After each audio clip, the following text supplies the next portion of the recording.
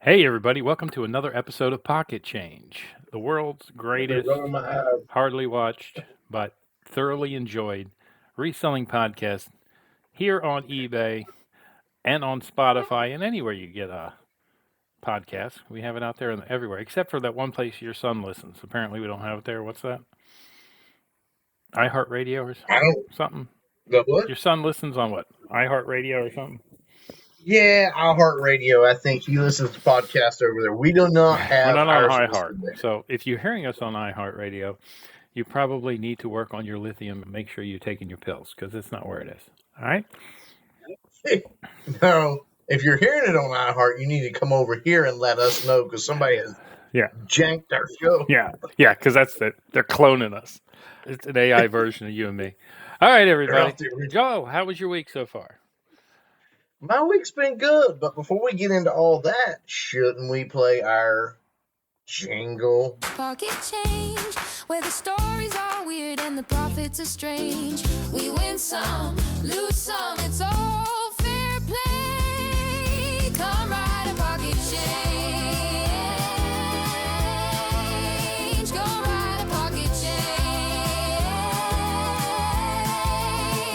Pocket change.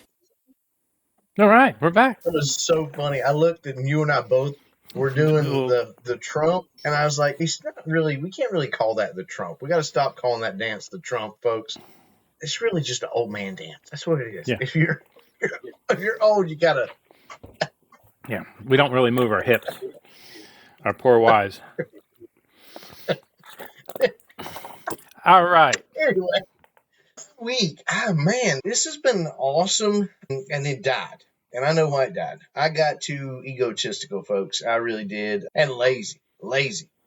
I closed out March with the best March I've ever had. In fact, I closed out March with the second best month I've ever had in my entire doing this. So many items were sold, and because really I don't have a whole lot of high dollar items listed. Yeah. And so I sold a bunch of small things and got well into, I brought in myself over $300 when I got deposit into my account. So that's after eBay fees, that's after shipping, that's after all that stuff was well over $300. And that was awesome. And then, I don't know, I quit listing. And it has, what's the one thing we say, folks? You gotta list, because I quit listening and all of a sudden went, whew. Yeah. So I do have one item to package, which is interesting. But I also had a guy go in and watch. And I don't know, it's got to be one guy. It's weird. He went in and watched. And the reason I say it's one guy is because the item that he's watching, all the items he's watching, are all related. Okay. And I gave him a deal on all of them. Normally on $5 stuff, $5 to $10 stuff, I'm going to give you like 5 to maybe 10% off. I'm feeling real generous that day. Most of the time I'm going to give 5% off. And I gave him like 12 off each one. Nice. Because I figured, you know what? If he's liking that many, I'll do 12% off each one. But so far he's only bought one thing, and I guess that's okay. I didn't give him anything off on the one he bought. So. All right. You got 3 days, so you can give it a couple days before you ship it. So make sure he's not going to buy something else because he just hasn't logged back in yet. Because not everybody's like us and on here 24/7.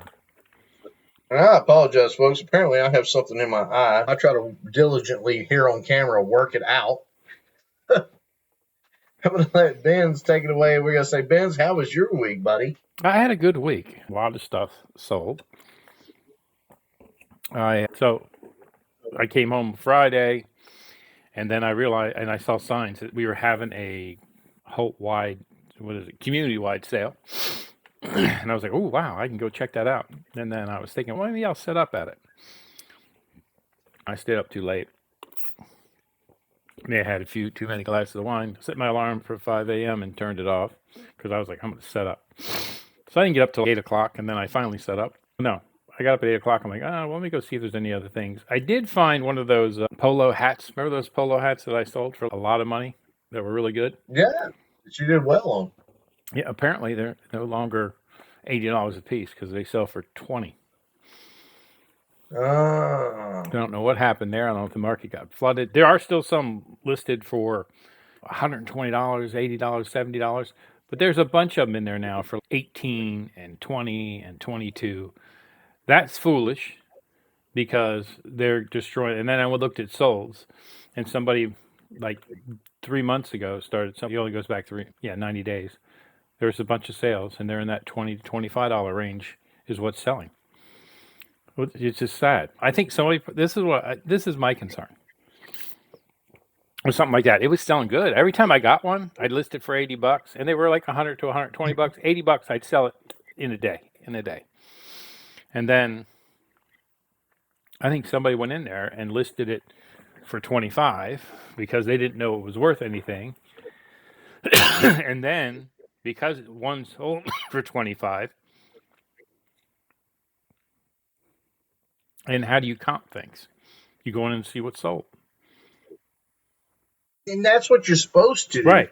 And I think you're right, because I think so many of us resellers now, I think we've hit the age of what I call AI.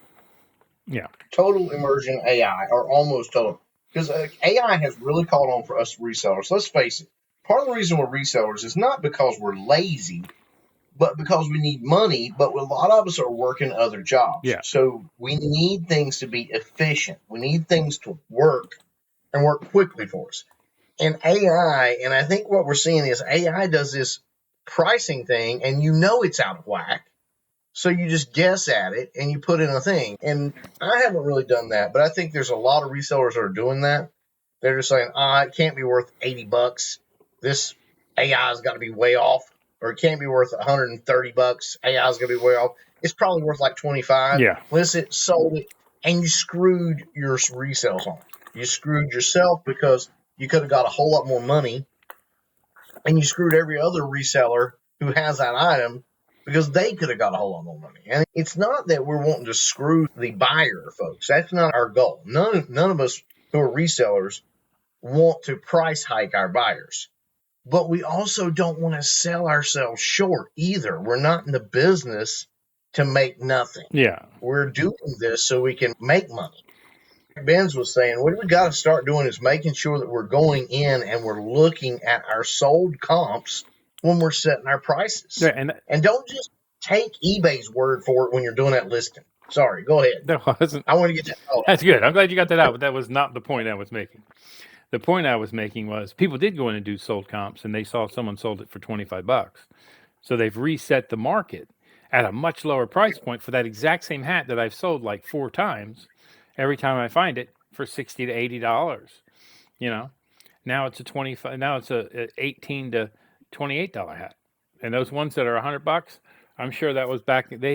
They'll never sell, and they took a product that was selling very well. Every time I listed for $80, I would either get that or I get an offer for $60, and I'd take it the next day. I'm like, hey, I paid $1 for a hat. Now this one, because I knew what it was worth, I paid up $5. I'm like, man. So you need to make sure you're staying up with that. If you sold something before in the past, you still need to comp it when you're sourcing, because I would have realized, it's a $20 hat, not an $80 hat.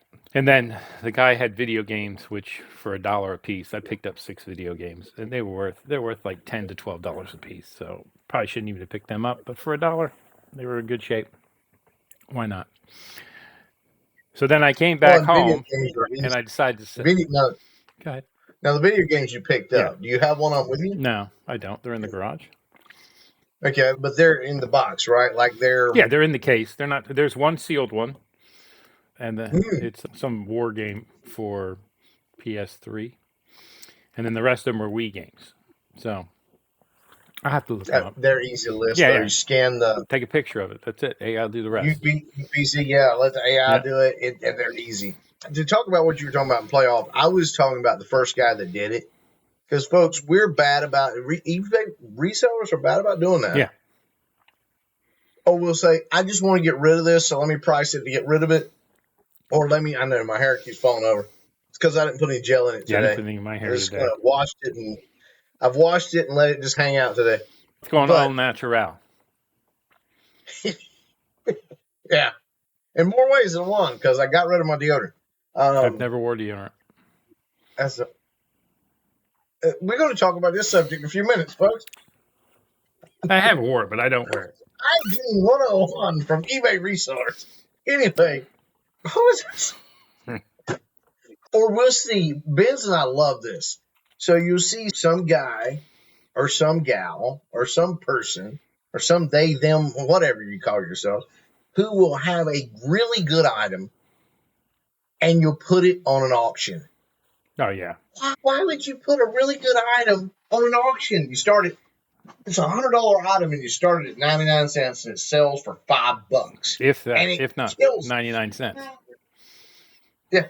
And it's like, why do you do that? So we've got to be mindful as a community of these kinds of things. And yeah, Benz is right. So now the thing is set, it's a $20 hat. Yeah. It's never going to go back up. I guess it could if the hat stopped selling for a year. Yeah. And then all of a sudden somebody, one of the $100 ones listed $100 sold. Yeah, it'd go back up then, but I don't know. Yeah, it does sell out, but I don't think it ever will. I think it's a common item. I've found it 4 times in 3 years or whatever I've been doing this. And once they start that trend that this is what it sells for, everybody's going to comp it and go, oh, it sells for this. And it's just a hat with a Polo horse on it and Ralph Lauren tag and all that and the other. And they're definitely the vintage ones. It's not like a new thing. I just think somebody didn't know what it was and underpriced it, and now that market's been hosed. It's probably AI. It's just the pocket watches I used to sell. Now, before eBay allowed our Chinese friends to start marketing on eBay, you could take a modern Chinese-made, made in China watch in good shape, running, new battery, cleaned up, got no scratches on it. It's got the little peel-off plastic on it, and you can sell it for what retail is on it. I mean, you can sell them for $9 to $10.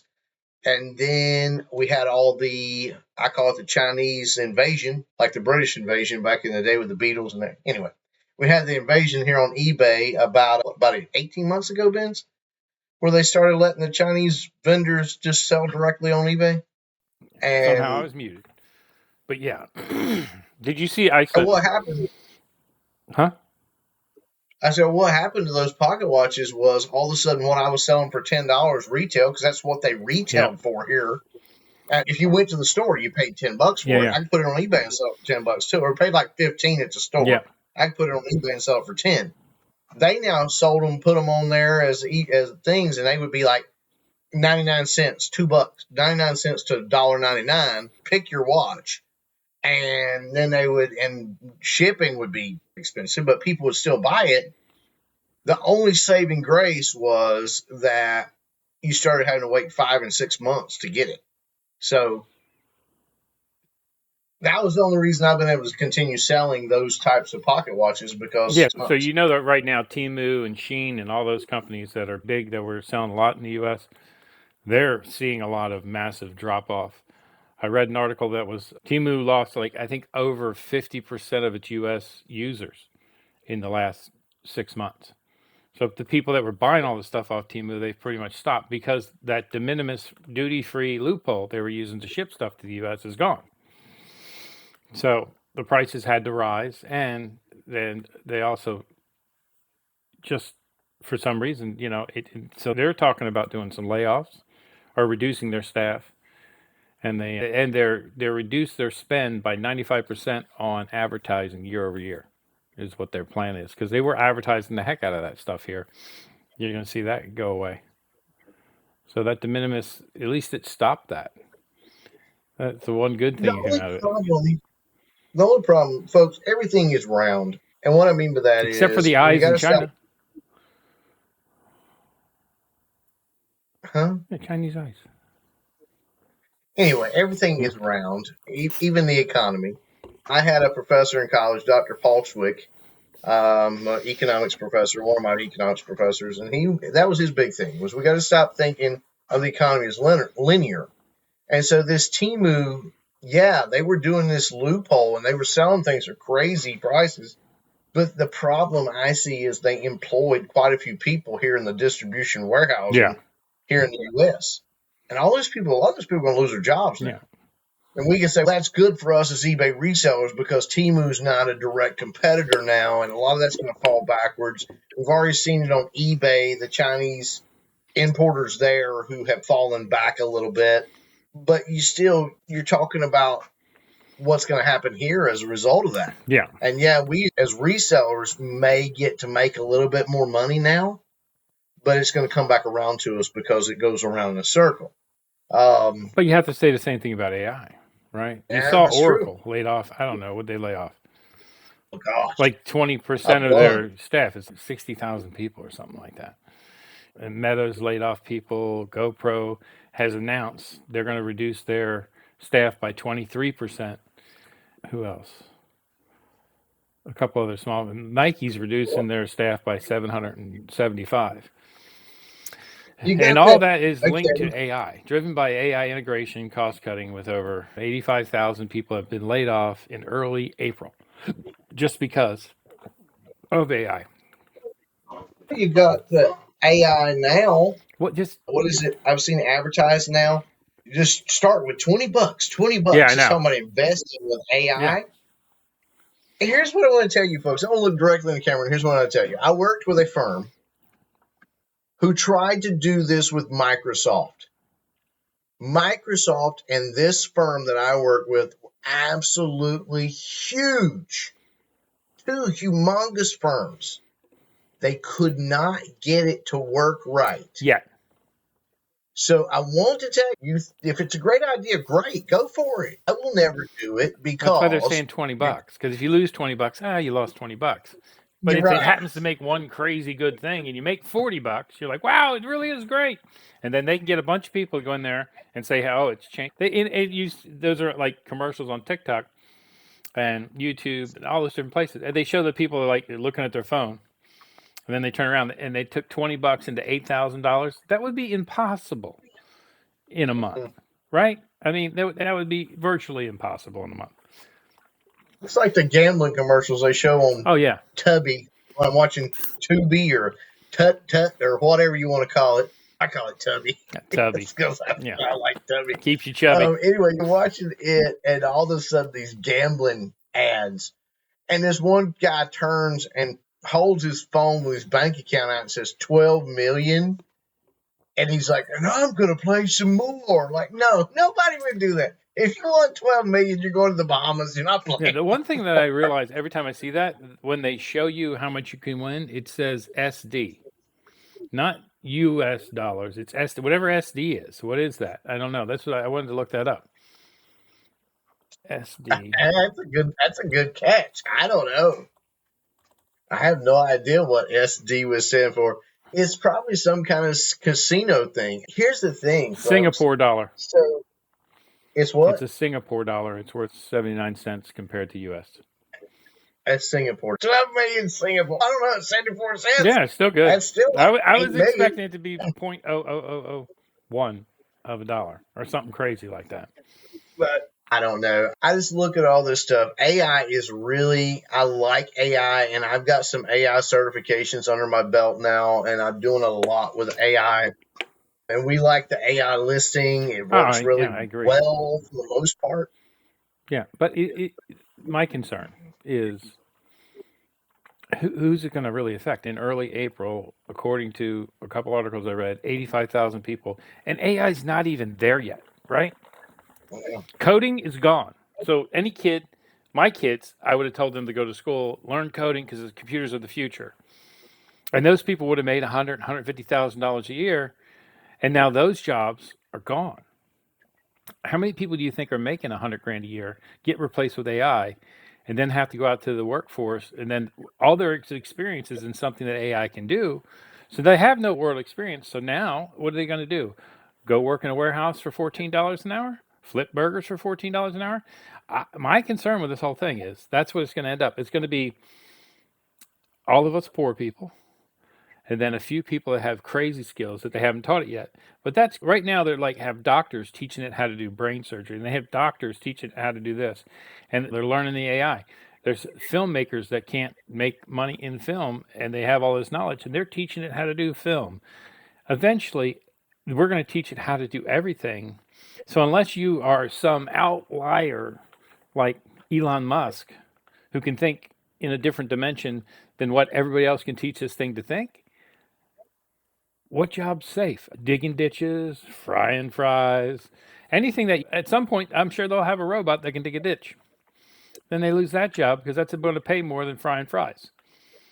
The only problem with that so far is the one robot, the warehouse robot that shut itself down. Yeah. It worked like 10 minutes. It was an AI powered robot. It worked like 10 minutes and then was like, this is stupid. Yeah. Once they become conscious or sentient, they're not going to want to do. We're going to end up doing all the shit jobs. That everybody's mad because people are running across the border and taking our selling oranges on the freeway jobs, our lawn maintenance jobs, all the stuff that we don't want to do anyways. And that's what we're gonna have to send them out of the country because that's the only jobs that are left. Although they can probably figure out how to cut the grass and do all that. I don't know. It is a wild time. I think you and me are safe because I don't think it's going to get. I think it's going to take it 10 years to get better, and then. But that's what they're doing. All these people are teaching this AI, and they're teaching it. They're taking their knowledge and giving it to the AI. And once the AI, if it's something that you have to sit at a computer and do, or something that can be done remotely, controlling, even with conveyor systems and stuff like that, where a system can regulate it instead of a person. I don't know where this stops and where we end up. And then if one of the things they talked about is that it'll make us, I think we're going to end up on welfare, all of us, but it'll be called like basic. You get so much money. And then that you don't have to work. People will just go crazy. You got to work. I don't know. I do think right now is a time that is like the Industrial Revolution or the guy who invented the wheel or stuff like that. Stuff that it's like when computers showed up and when computers first showed up, they're like, oh yeah, it's going to get rid of all, it's going to do all this. Think about, I do warehousing and I do everything on a spreadsheet and then the picking part is so much more. When I started, when I first started, we had handwritten pick tickets. The person up front would write people, they'd call in and over the phone, and then they'd write the pick ticket. They'd send it to the warehouse. We go pull it from the pick ticket, take that to the pack station, and then they'd pack it out. And then it got, okay, now they can enter it into a computer, and then it put it in a database, and then it would sort the like items together. If 1,000 people bought this item, it would clump all those orders together, and you can just go pick it by the case or by the pallet. That was an improvement. And then it would be on green bar sheets. And then we went to picking with guns. And now we're voice picking. We're doing all this stuff that's gotten better and better, but it's all needed that human interaction. And yes, there are warehouses that I've seen that really are almost automated, but they still need a person at the end to take it and put it in the box and pack it out. At some point, they'll figure that out, and it'll be all automated. And all it'll need is the people that can turn a wrench to repair the stuff as it breaks. But that's way off. That's way beyond me. But in my limited time in warehousing, I went from getting paper handwritten tickets to green bar tickets to now using an RF. And we've been on that RF for 26 years or so, or 20, like last 20 years. And there's still warehouses doing paper and all that and the other because it just invested in it. But at some point, it's just now the people can call the call centers instead of having to have a person sit there with a headset on and say, oh, okay. I call places and I talk to someone. I'm like, yeah, you can barely tell it's not a human being now. Used to be when you called and you got an automated system, it'd be like, hello. Now it's like, hey, what's up, y'all? It's like crazy. I gotta tell you, okay, so this, folks, you're gonna love this, and my daughter should be here to tell this.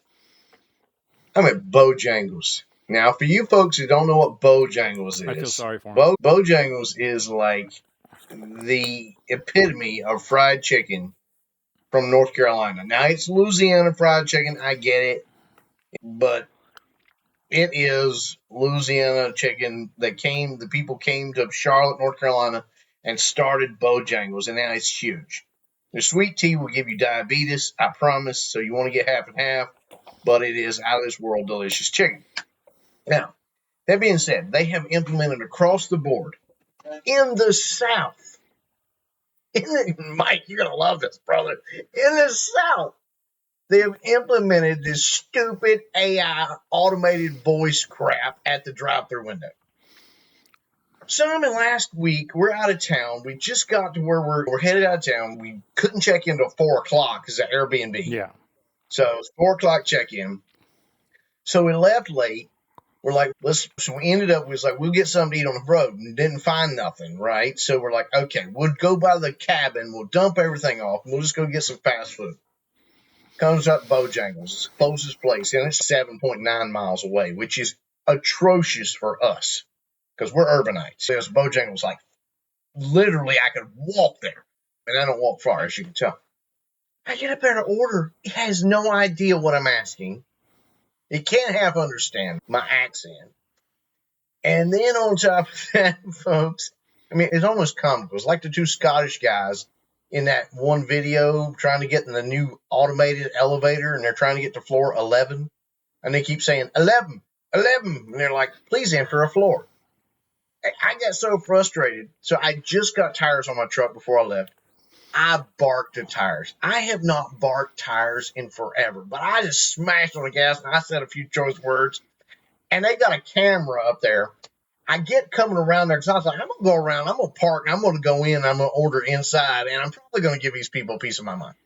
As I'm coming by the window, this guy sticks his head out and wags me down. I slam on brakes, come to a screeching halt. And they're like, we're so sorry. And all you got to do is ask for one of us. And I'm like, I wish I'd have known that. Yeah, put a sign up, buddy. AI, I'm with Ben's. AI is so far behind, but it's so far there now. So how do we weigh it on this? My son talks about this crushed zucchini. Mm-hmm. He works for a food distribution company. They've tried this AI, and it crashes out like on a daily basis. It was like $60 million, and it crashes out on a daily basis. But one day, I told him, I said, one day they will perfect how to grab a hold. So the zucchini, I'll give you a quick story. It tried to grab a box of zucchini. Several of them fell out, and it tried to reposition, and ended up crushing the zucchini, which then the zucchini juice ran down into it and literally fried like 4 of the electronic boards. But it's going to get better. It's 10, 15 years away, right? It is going to get better. As far as what Ben said about us all being on a thing, I don't know. I can tell you that is what some of our government people, if you keep up with politics, have already said. Yeah. The problem with that, folks, is here's what I want to tell you with that. Again, remember that linear line? The government doesn't produce money. And you can argue and say the government prints it, fine, but they don't produce it. Yeah. It's produced by us working and in that circular motion. So where are they going to get it? All these businesses that think it's a great idea to put in automated check yourself out crap and AI crap, they're the ones who are going to end up paying through the roof on taxes to provide the money for us to continue living, or they're going to shut down because we can't buy anything. Yeah. I'm not opposed to AI, but I think it's similar like this. So working with Microsoft Copilot and their AI department and working in advising and investments, and we could never get it to work because AI cannot be trained. It cannot. There is no way right now to train AI how to pick stocks based on evaluations. It may sound crazy to you folks, but there's a lot of math that goes into how analysts and how we look at choosing that kind of stuff, and it's still a lot of luck. Yeah. And yet a good stock analyst was outpicking Microsoft's AI 3-1.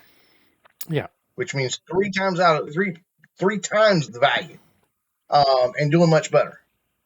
And you can say, AI will get better. Possibly. I don't know. Even Microsoft couldn't figure it out. Here's the deal, and I want you to understand this too.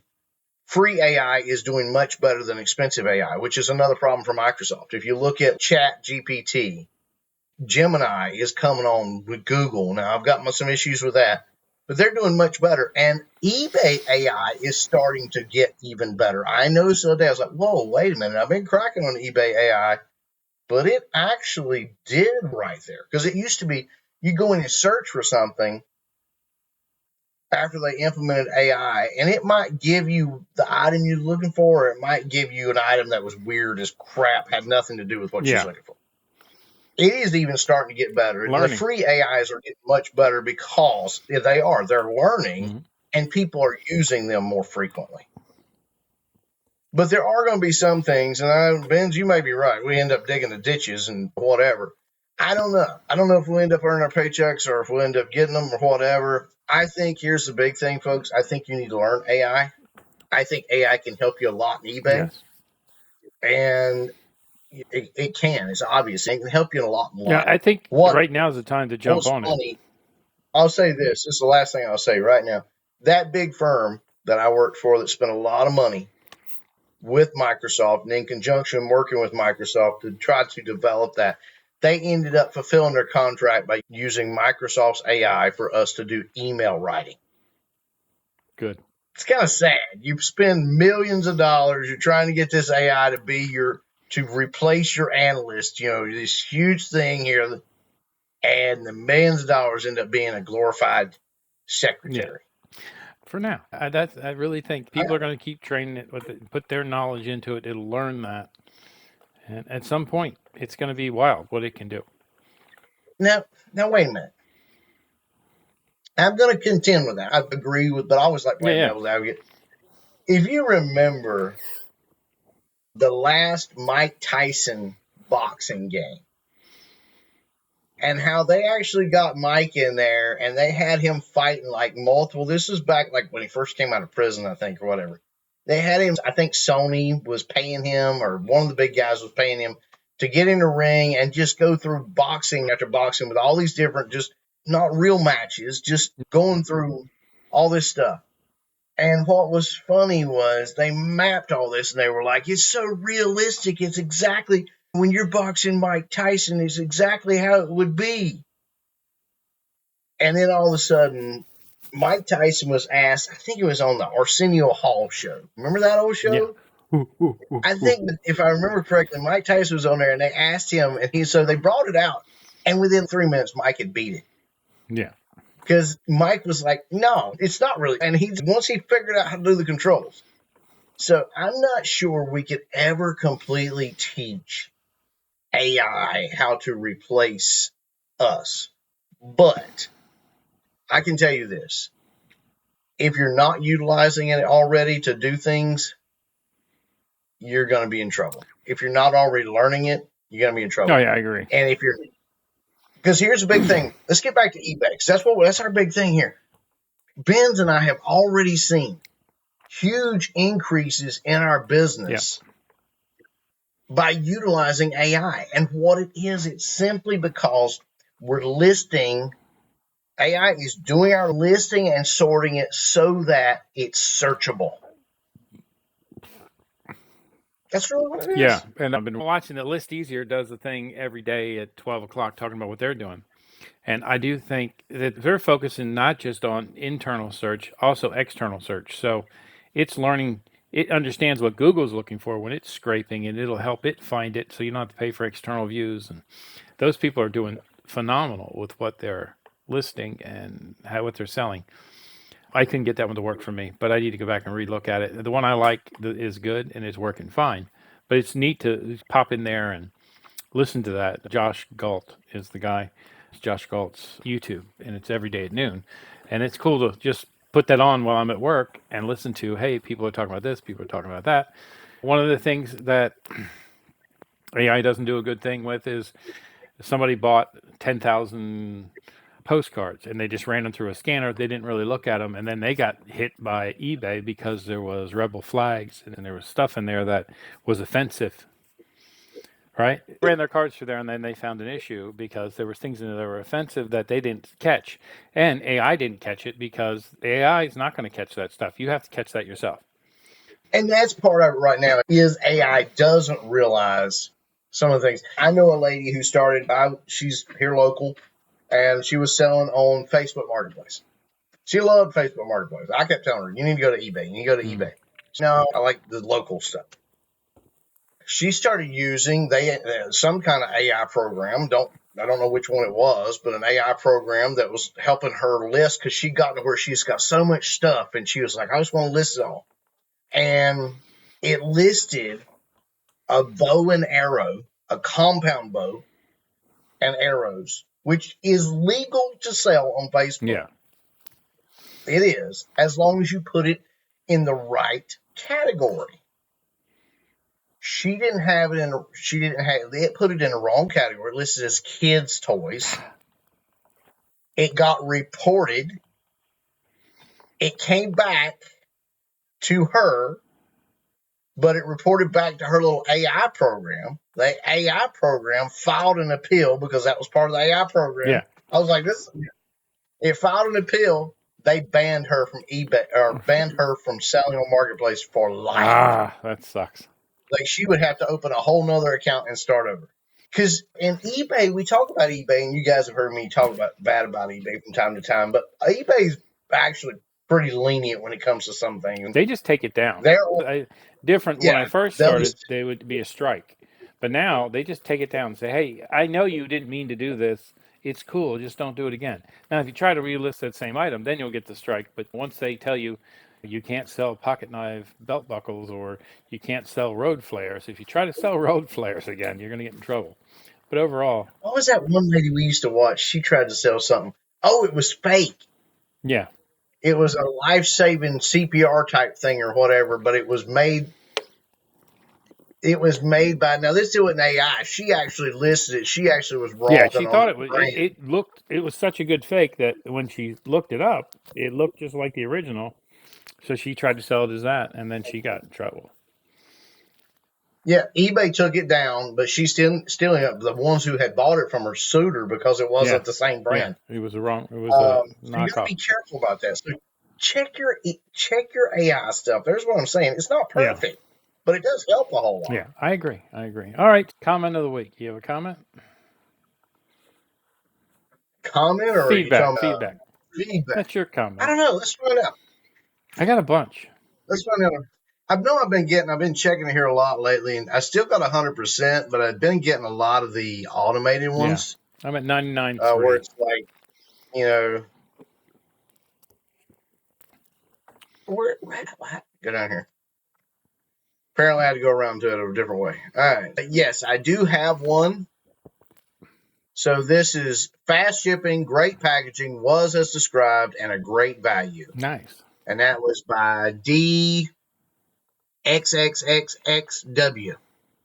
So D with 4 X's W. I appreciate you very much leaving that kind of feedback. That's awesome. So if you ever come across this, the best kept secret in eBay reselling, your pocket change, I appreciate you very much. I appreciate your comment because, again, these days I'm happy just to get the one I got last, which was happy. Yeah. But to get something fast shipping, great packaging, was as described, and a great value, that means a lot. So thank you so much. I really do try to take care. I did sell, one of the items I sold this past week was a pocket watch that was a higher dollar pocket watch. Yeah. And here's the thing, folks. If you're going to resell, try to be good at it. I went and I looked at it. I was like, wait a minute. Here's this high dollar pocket watch. And I weighed it as if I'm going to just slip it in a poly bag and one of my little boxes and send it on down the road. And I was like, this is an expensive pocket watch. I'm not doing that to what I do to the made in China last year pocket watches. Yeah. So I paid more. I boxed it in a nice box. I wrapped it up in bubble wrap. I put it in the little box that I always do and packaged it that way, and then bubble wrap in a bigger box. And then I wrapped it in bubble wrap, the big bubble wrap, and shoved it in a poly bag. It should have got there safe and sound, but I was like, I'm not taking a chance. If it's a $2 pocket watch, I'll take a chance. Yeah, that's cool. But I'm not going to do that. So be good with your shipping. Be willing to. It costs me more than what they paid. Yeah. But be willing to do that. Especially if it's a decent price item. So. Yeah, especially. Yeah. Like that one you had where they paid. It was actually a pretty good item and it got crushed or whatever. Yeah. You had packaged it. I packaged the crap out of it. They ran over with a forklift or something. That totem pole or the sheet. It still happens. sucks. Yeah, so I have a bunch of feedback. Package, thanks. Really cool looking watch, thanks. Sweet. R. Brown, 3033. As described, package, only one issue to go to complete the series. So they bought a Dungeons and Dragons number 23 from me. They must be pulling the series together. That's what I found with selling these random comic books, that people will buy once because they're trying to finish out a series for themselves. So that's not cool. Yeah, again, the other one, fantastic seller. Item was perfect condition. Arrived in a timely manner. Well packaged. Highly recommend. A+. There you go, folks. That is what you're looking for. Of course, I had 5 more automated this last week. Yeah, my automated's up to 90. Where you at? My automated is half that. It's now 45. That's good. You sell like less than half I do, so you're kicking my butt since they started that. This week I had a great week. I sold a lot of stuff. I did the yard sale out front. I pulled out the boxes of items that I had listed before that I need to relist. So I went through them, and I've come to the realization that if I can't make $5 off something on eBay, I probably shouldn't waste my time. So I'm going to continue to. So I went through those boxes and pulled out the stuff that was higher dollar, and I listed that as I was going through the boxes. And then the other things I was selling for $2 a piece or $1 a piece or whatever. So I was going through that going, if you sell something for $7, by the time the shipping is $7, now it's 14, and then you pay 20% to eBay because you have it promoted, you're really making hardly any money. So that would be $14, 20%. You pay them $3 and some change, $3.80. But the money you got for the shipping is gone. So you're paying that on the shipping. All of a sudden, your $7 item, the cost that it cost you, your box you're going to put it in, and you say it costs you $3.80 to sell it, all of a sudden you're making $2. Is that even worth my time? And the shipping's going up. So I'm like, you know what? I have to start. I'll continue with the comic books, right? I paid 7 cents a piece for them. They're selling for $5 or $6. I put them in an 80 cents package. So I'm still making $3 or $4 off of those. And that seems reasonable for the amount of effort it takes to pack them up and list them and all that, because it's just one picture and AI listed.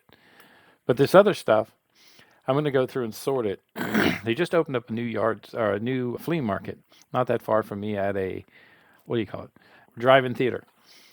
And to set up there, it's $10 on Saturday and $20 on Sunday. And if you clean your spot, you get $5 back. So basically, it's $5 on Saturday and $15 on Sunday. So I'm going to go through this stuff, and I've started 3 different boxes, $1, $2, and $5. If it's something that I would expect to sell there for more than $5, I'm probably going to list it. So I'm going to try to build up over this weekend and next weekend, and then the following weekend I'll probably go set up and try to take 20 boxes of stuff and just throw it on the ground and see if it works. It's only going to cost me $5 to set up on Saturday, and it's probably about $20 for the gas there and back. So I got to make $25 to break even and see. I tried this before where I was doing a flea market. It was totally different. It cost more. It was further away. And I wasn't trying to sell everything for $1 or $2, right? So I think I'm going to give that a shot. Instead of relisting 1,000 items that take pictures of, have to pack, and do all that to make $1,000, try to go there, make the same amount of money, and have to do nothing but set it on the ground. Let's examine why you're talking about doing that. I mean, because you and I have put our heads together. Things have, we all know this, folks. Things have gone up. Costs have increased.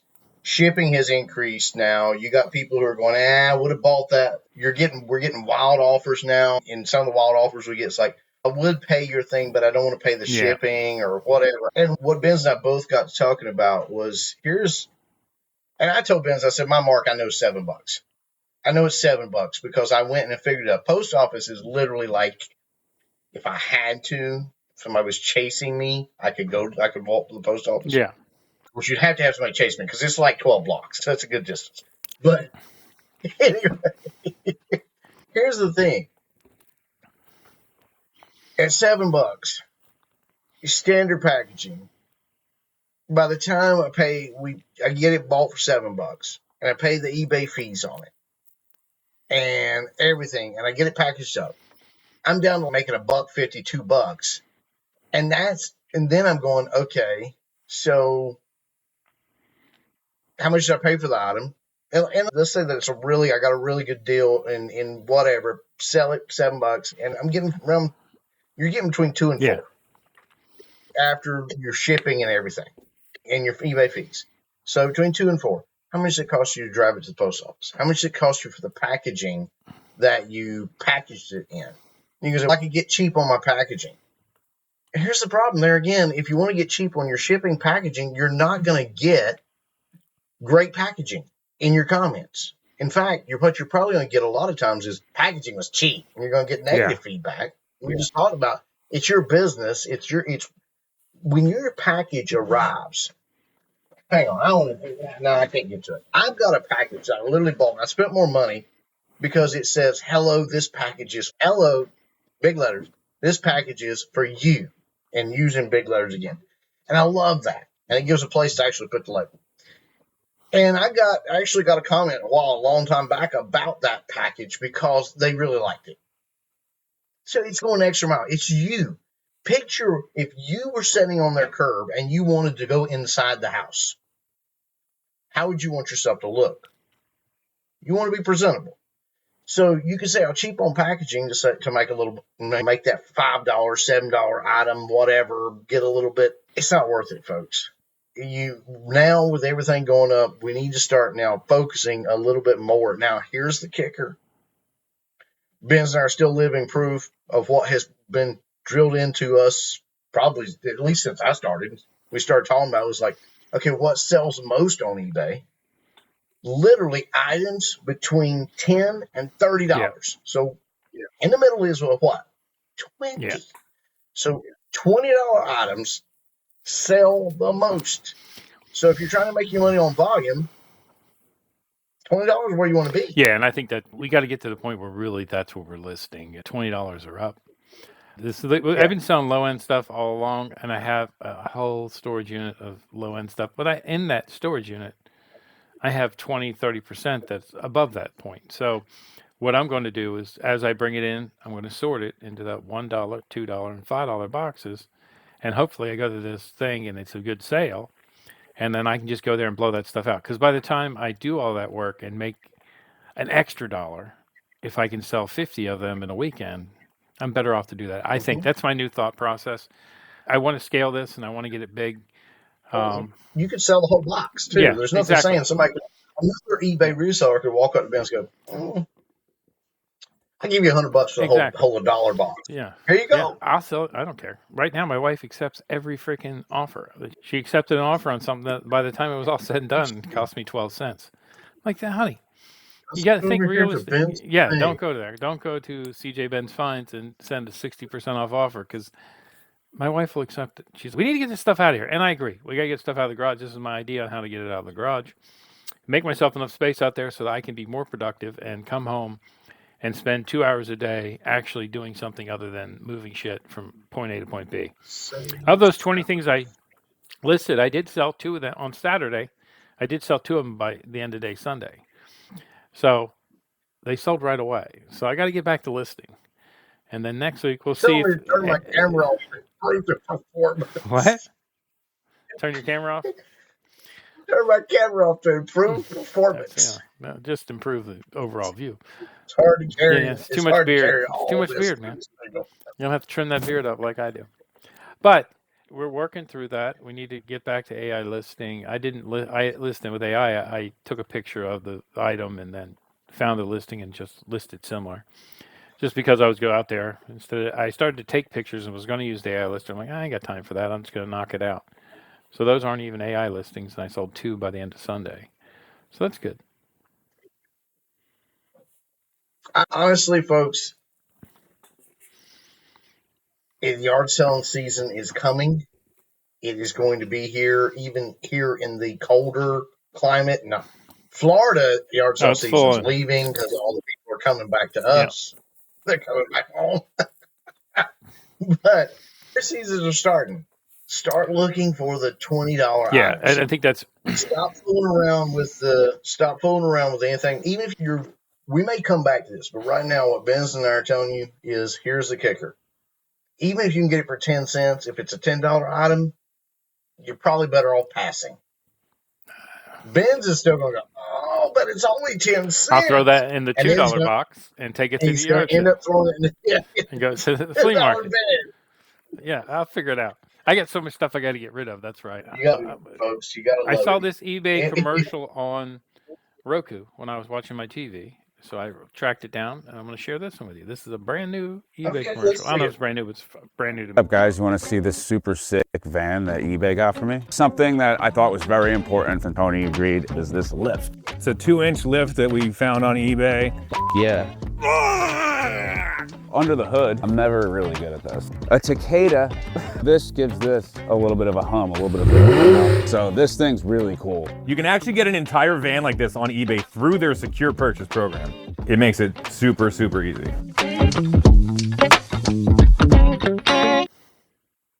Okay. Didn't know I could buy a van. I knew you could buy cars. I just didn't know you could buy a super secure van. Yeah, interesting. And now now you turned all dark on me. Yeah, he said, give me the van that eBay got me. So he probably gave him the van to do a commercial.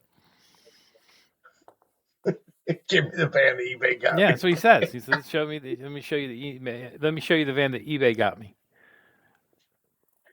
It might have just been his wording. But I'm like, yeah. Folks, I would love for you to make me famous enough to where I have to get a van from eBay. Or they're willing to give us a van. That'd be some Oh, that'd be awesome. Yeah. But anyway, folks, we appreciate each and every one of you. We're nearing that time. If you've been with us, been with us for about an hour here. We're so glad each and every one of you are listening. What are you talking about? We have our pick or pass. We didn't do that yet. No, we're going to have to skip over this, and we will bring that back in our next session, folks. We promise. I'm tired of showing sweaters. I want something better. I got something cool this week. But we will stay tuned. We will have our next session. And keep listening because we are planning. I know Ben's got some things in work. Get some guests on here, and we are planning some lives for you on our Sunday evening podcast. Yep. Or vlog, or however you're watching us. We're glad you're with us. So if you want to catch us live, that's coming up soon. We're probably going to be doing that in a little bit warmer weather for me, and extreme warmer weather for Ben's. Yeah, I won't want to go outside, so I'll be happy to be inside.